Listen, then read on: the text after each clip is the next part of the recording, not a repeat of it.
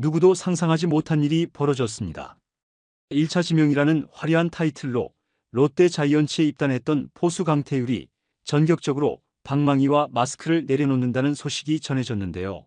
무려 10년간의 프로 생활, 게다가 한때 포수왕국이라 불렸던 롯데였기에 그의 존재는 남달랐죠. 그러나 결국 이어진 것은 구단 운영 미스테리와 타격 부진의 고리에서 벗어나지 못한 잔혹사. 더욱 놀라운 건 팀 내부조차 그의 은퇴 의지를 돌리지 못했다는 점이었습니다. 과연 무엇이 그를 극단적인 결심으로 내몰았을까요? 롯데 팬들은 충격에 휩싸였고 KBO 리그 전체도 또 하나의 1차 지명 실패 사례라며 술렁이고 있는 상황이죠. 수비 프레이밍으로 추신수의 찬사를 받았던 그가 왜 갑작스럽게 글러브를 내려놔야 했는지 그 뒷이야기를 파헤쳐 보도록 하겠습니다. 지난 15일 한국야구위원회가 발표한 이미에지 선수 명단에 강태율의 이름이 올라오자 팬들은 큰 충격에 빠졌습니다. 1차 지명 출신 포수가 시즌 개막 2달도 남지 않은 시점에 갑작스런 은퇴 결정을 내린 전례가 드물기 때문이었는데요. 강태율은 이후 인터뷰를 통해 나이가 들어가는데 나는 그대로인 것 같았다. 발전이 없다고 느꼈다며 선수 생활을 멈추겠다고 밝혔죠. 그러나 여러 사람이 만류했음에도 결심을 바꿀 수 없었다는 부분이 많은 이들에게 진한 여운을 남기고 있습니다. 그는 부산 수영초, 대천중, 부경고를 거쳐 2015년 롯데의 1차 지명을 받았는데요. 포수로서 입단 당시부터 강민호의 후계자로 기대를 모았으나 10년간 1군에서 뛴 기록은 65경기 타율 1할 2푼 3리 81타수 10안타 3홈런 21타점, 출루율 2할 5푼, 장타율 2할 5푼 9리에 머물렀죠. 2군 생활이 길어지면서 나 자신에 대한 침체기가 찾아왔다고 스스로 밝힌 것처럼 좀처럼 1군 자리를 붙이지 못한 채 허송세월이 반복됐습니다. 타격에서는 돋보이는 활약이 없었지만 강태율이 보여준 수비력만큼은 일찍부터 인정을 받았는데요. KBO 레전드 추신수가 과거 방송 인터뷰에서 볼 같은 공을 스트라이크로 둔갑시킨다고 놀라움을 표했을 정도로 그의 프레이밍 능력은 탁월했죠. 그런데도 팀 내 입지는 점점 좁아졌는데요. 입단 초기에는 주전 포수 강민호가 버티고 있었고 군 전역 뒤에도 포수 난맥상 속에서 기회를 살리지 못한 채 재능을 꽃피울 기회가 사라져버렸습니다.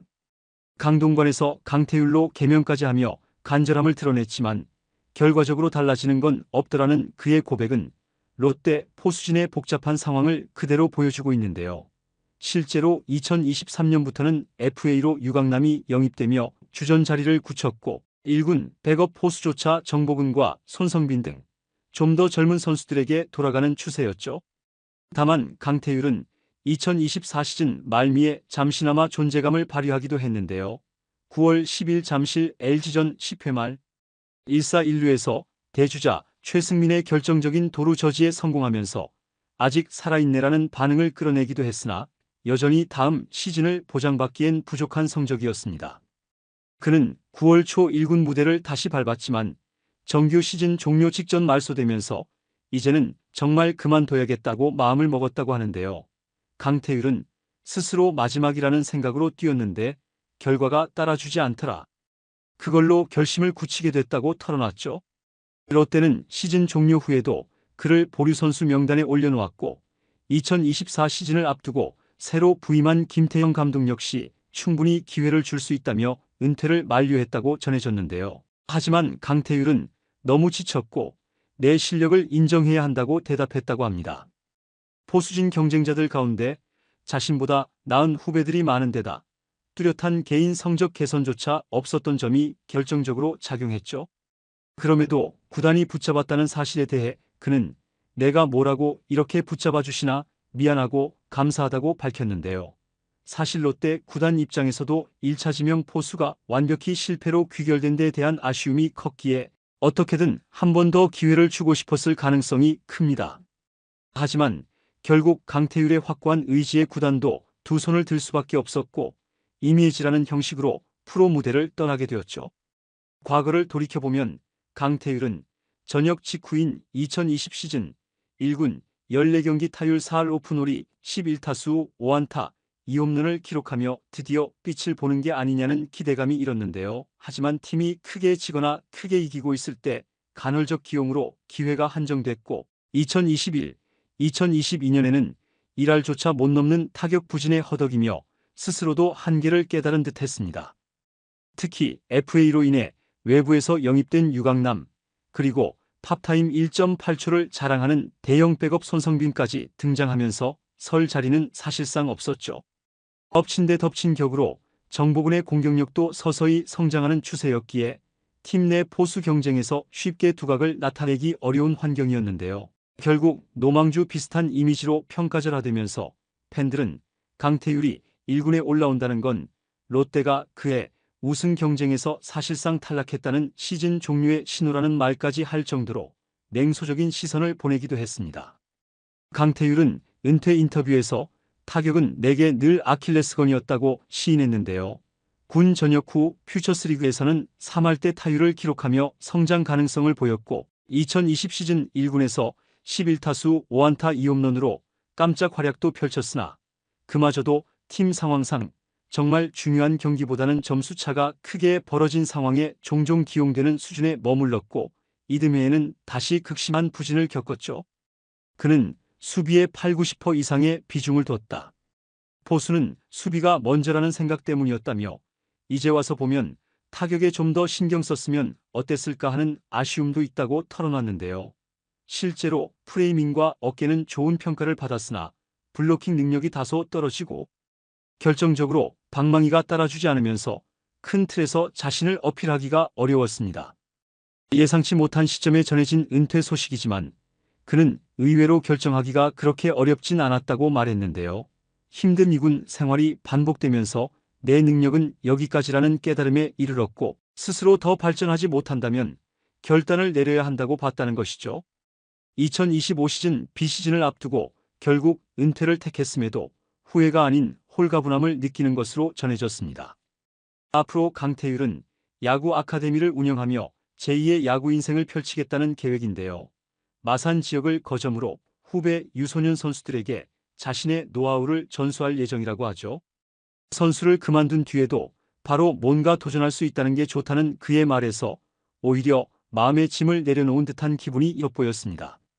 강태율은 결국 롯데에서 1차 지명 포수 잔혹사의 한 페이지를 장식하게 됐는데요. 팀의 주전 포수 강민호 이탈 이후로도 포수왕국이라 불렸던 잔재가 무색해질 정도로 누가 나오든 터지지 않고 구단은 외부 영입과 내부 육성을 번갈아가며 난맥을 겪고 있는 상황이죠.